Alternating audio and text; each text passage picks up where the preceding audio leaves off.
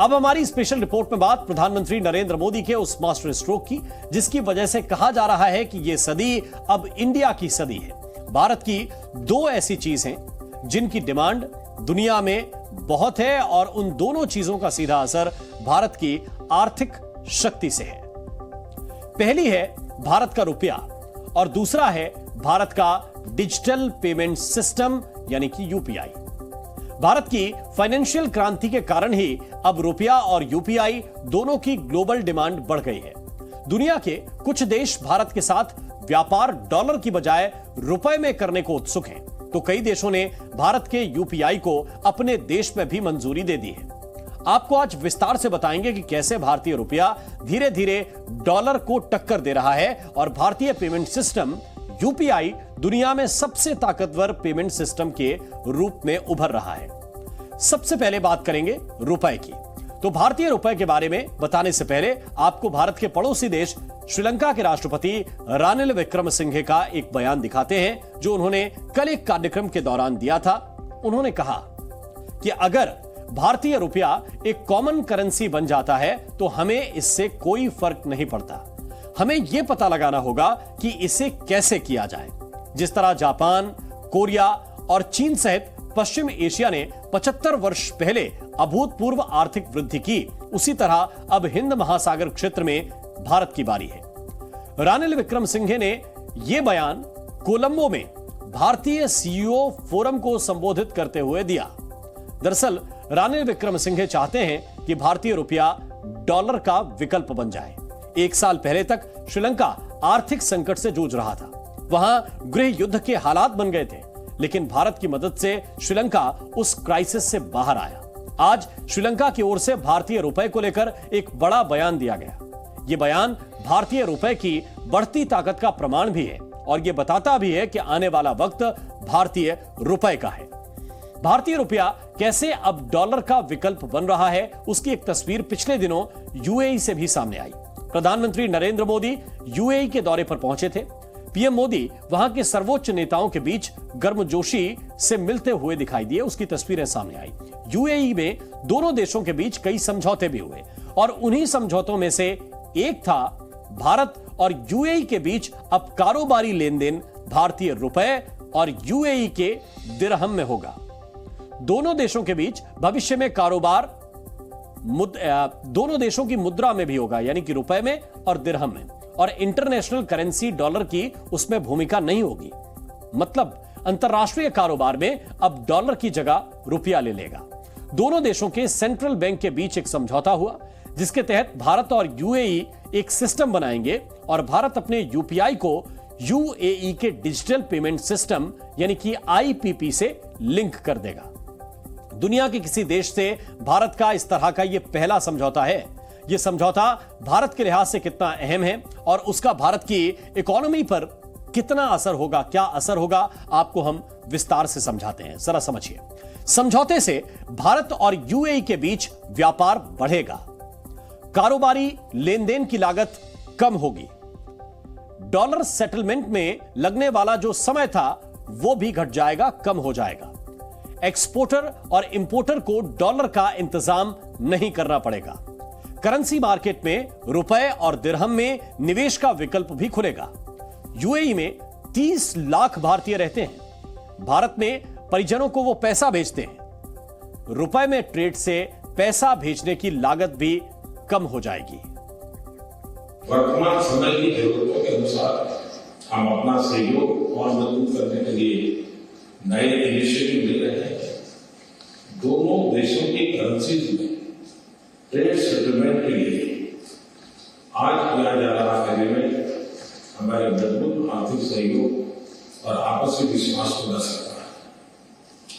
और इसका महत्व कितना है कि आज हमारे आरबीआई के गवर्नर भी यहाँ मौजूद है, हमारे फेडरल बैंक के चीफ का यहाँ हमारे लिए बड़ा महत्वपूर्ण अवसर है। हम भारत के यूपीआई और यूएई की इंस्टेंट पेमेंट प्लेटफॉर्म आपस में जोड़ने पर बनी सहमति का हृदय से बहुत बहुत स्वागत करते हैं। हमें खुशी है कि सेंट्रल बैंक के मैसेजिंग सिस्टम को भी जोड़ने के लिए काम किया जाएगा। रुपये रुपे कार्ड को भी यूएई में लॉन्च करने पर कार्य बढ़ाया गया है। यह हमारी डिजिटल टेक्नोलॉजी में मजबूत सहयोग का जीवंत उदाहरण है। दरअसल अंतर्राष्ट्रीय व्यापार में अब तक डॉलर की बड़ी हिस्सेदारी रही है और दुनिया के अधिकतर देश एक दूसरे से व्यापार करने के लिए अमेरिकी डॉलर का ही इस्तेमाल करते हैं। ग्लोबल ट्रेड में डॉलर की हिस्सेदारी 80% है। मतलब वैश्विक कारोबार का 80% से ज्यादा ट्रांजैक्शन डॉलर में ही होता है। इसको आसान भाषा में समझाएं तो अमेरिका और जापान के बीच समझौता होता है तो डॉलर में होगा, भारत फ्रांस के बीच समझौता होता है तो भी डॉलर में होगा, या फिर दो अंतरराष्ट्रीय कंपनियों के बीच सौदा होगा वो भी डॉलर में ही होगा। इसीलिए अमेरिकी डॉलर को इंटरनेशनल करेंसी का दर्जा मिला हुआ है। अब भारत डॉलर की इसी बादशाहत को तोड़ने की कोशिश में है। भारत दुनिया की सबसे तेजी से बढ़ती हुई आर्थिक ताकत है और इसी वजह से भारत अमेरिकी डॉलर को टक्कर देने की तैयारी कर रहा है। दुनिया के 18 देश भारत के साथ रुपए में कारोबार करने की तैयारी कर रहे हैं।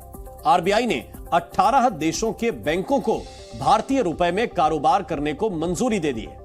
भारत के साथ रुपए में ट्रेड करने में जिन देशों ने दिलचस्पी दिखाई है उनमें रूस है, Singapore, Sri Lanka, Fiji, Israel, Kenya, Malaysia, Mauritius, New Zealand, Oman और ब्रिटेन जैसे देश भी शामिल हैं। इतने देश अगर एक साथ भारतीय रुपए में व्यापार करने के लिए आगे आ गए तो रुपए की अंतरराष्ट्रीय मान्यता बढ़ेगी और अगर ऐसा होता है तो रुपए को इंटरनेशनल करेंसी का दर्जा भी दिया जा सकता है।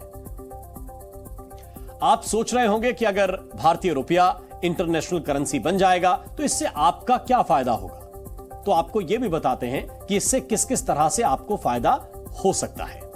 सबसे पहले तो दुनिया को क्या फायदा होगा आप ये जान लीजिए। अंतरराष्ट्रीय उथल पुथल का लेन देन पर असर कम होगा। मतलब अगर कहीं युद्ध हो गया या कहीं पर हमला हो गया तो उसका असर नहीं होगा। डॉलर पर निर्भरता कम हो जाएगी। अमेरिका से तनाव या विवाद पर डरने की जरूरत नहीं होगी। अमेरिकी धमकियों का लेन देन पर कोई असर नहीं होगा। भारत के इंटरनेशनल करेंसी बनने से, रुपए के इंटरनेशनल करेंसी बनने से देश के आम नागरिक को भी फायदा होगा।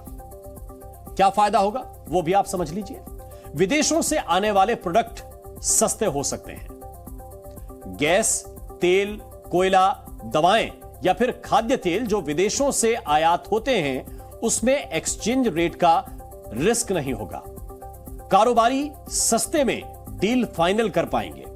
इससे कम कीमत पर जो सामान है वो बड़ी आसानी से आम आदमी तक पहुंच सकेगा। और भारतीय रुपए की ताकत बढ़ रही है तो भारत के डिजिटल ट्रांजैक्शन सिस्टम की भी दुनिया में पूछ हो रही है। पिछले दिनों प्रधानमंत्री नरेंद्र मोदी फ्रांस की यात्रा पर गए थे। वहां फ्रांस के राष्ट्रपति इमैनुअल मैक्रों ने उनका जबरदस्त शानदार स्वागत किया था।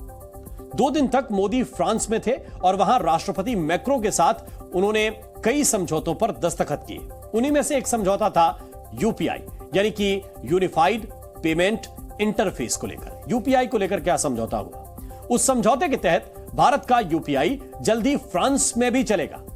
कोई भारतीय अगर फ्रांस ट्रेवल करने गया तो उसे अपने साथ ज्यादा कैश या फॉरेक्स कार्ड लेकर जाने की आवश्यकता नहीं है, जरूरत नहीं है। वो अपने मोबाइल में अपना यूपीआई ऐप खोलेगा और सीधे अकाउंट से भारतीय रुपयों में पेमेंट कर सकेगा।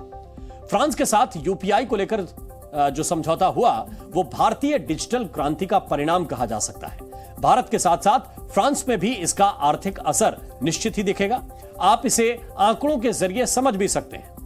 फ्रांस में करीब 1,09,000 प्रवासी भारतीय रहते हैं, जिनमें 10,000 भारतीय छात्र और प्रोफेशनल्स हैं।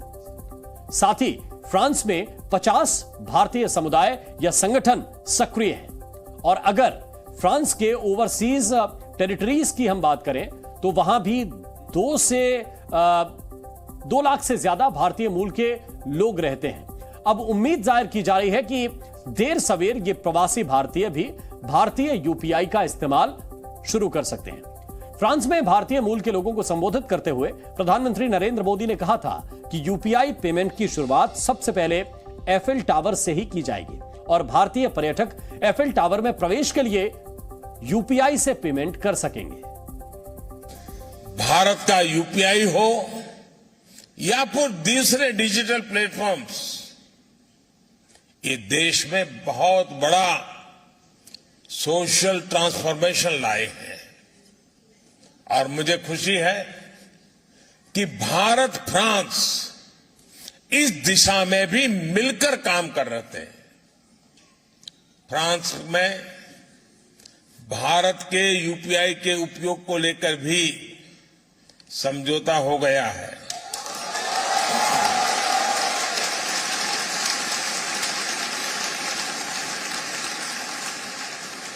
अब मैं तो समझौता करके चला जाऊंगा, आगे बढ़ाने का काम आपका है।